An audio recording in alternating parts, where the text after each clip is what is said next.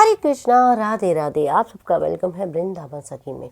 तो फ्रेंड्स, आज हम जानेंगे पुत्रता एकादशी पे लड्डू गोपाल जी की सेवा, भोग, पूजा, स्नान इत्यादि हमें किस प्रकार करना है। तो देखिए, सबसे पहले हम गोपाल जी का स्नान करवा रहे हैं। स्नान कराएंगे अब गोपाल जी का, फिर करेंगे गोपाल जी का अंग पोषण।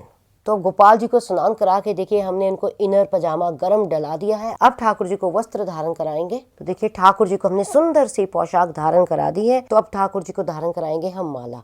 तो जो पुत्रता एकादशी होती है, इस पे पूजा होती है लड्डू गोपाल जी की, क्योंकि ये पुत्र प्राप्ति के लिए पूजा होती है और गोपाल जी की ही पूजा इसमें विशेष की जाती है। तो गोपाल जी को सुंदर सुंदर हमने कंगन और माला धारण करा दी है। अब गोपाल जी को मस्तक पे धारण कराएंगे हम पाग। अब गोपाल जी को हम चंदन का तिलक लगाएंगे। अब देंगे गोपाल जी को हम वंशी, क्योंकि बिना वंशी के भी ठाकुर जी का जो है श्रृंगार संपूर्ण नहीं होता। उनको अति प्यारी है वंशी। तो अब करेंगे गोपाल जी की हम इत्र सेवा। तो इत्र आप गोपाल जी के श्री अंग पे, पूरे श्री अंग पे, वस्त्रों पे गोपाल जी को इत्र लगाइए। इत्र सेवा सबसे विशेष होती है गोपाल जी की। तो ये हमने सारा इत्र। अब गोपाल जी को देंगे हम पीले रंग का पुष्प।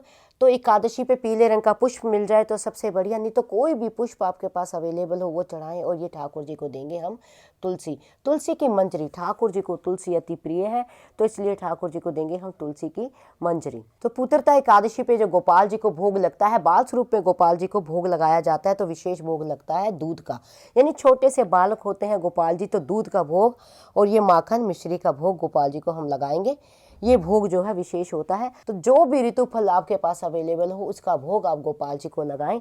और सबके ऊपर देखिए, हमने तुलसी दल डाल दिया है। सारे भोग के ऊपर तुलसी दल हमने डाला है। जोत प्रज्वलित हम करेंगे इस तरह से। फिर एक शुद्ध जल का हम लोटा लेंगे और हाथ में लेंगे हम थोड़े से तिल। इस तरह से तिल लेके हम हाथ में पुत्रता एकादशी का महत्तम का पाठ करेंगे, यानी कथा का पाठ करेंगे। तो कथा का पाठ करने के बाद तिल जो है हम इस लोटे में, इस जल में छोड़ देंगे और फिर ठाकुर जी को प्रणाम करेंगे। और जो ये जल है, ये जल आप सूर्य देव को अर्घ दे सकते हैं। और जितना आपका समर्थ हो आप ठाकुर जी को दक्षिणा दें। दक्षिणा बाद में किसी ब्राह्मण को या किसी निरी व्यक्ति को आप दान कर दें, क्योंकि एकादशी के दिन जितना हो सके आपको अन्न का, धन का, फल का, इन चीज़ों का दान अवश्य करना चाहिए।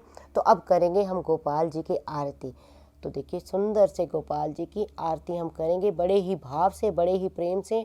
ओम जय जगदीश हरे की आरती भी कर सकते हैं, या बाल मुकुंदा, यानी जो बाल स्वरूप में गोपाल जी की आरती है वो आरती भी आप बड़े ही प्रेम और बड़े भाव से गोपाल जी की आरती करेंगे। फिर आरती आप चाहें तो कपूर की भी कर सकते हैं, या आरती चाहें तो अलैदा दिया लेके उसकी भी कर सकते हैं। जो जोत हमने प्रज्वलित की है उसकी आरती भी हम कर सकते हैं।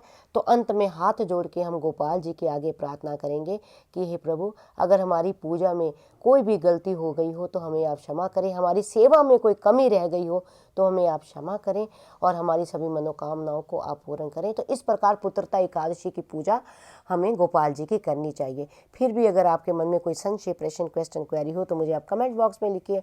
हम प्रयास करेंगे आपके प्रश्नों का उत्तर देने का। और अगर आपको ये वीडियो अच्छा लगा हो तो वीडियो को लाइक, शेयर, सब्सक्राइब करना ना भूलें। हरे कृष्णा, राधे राधे।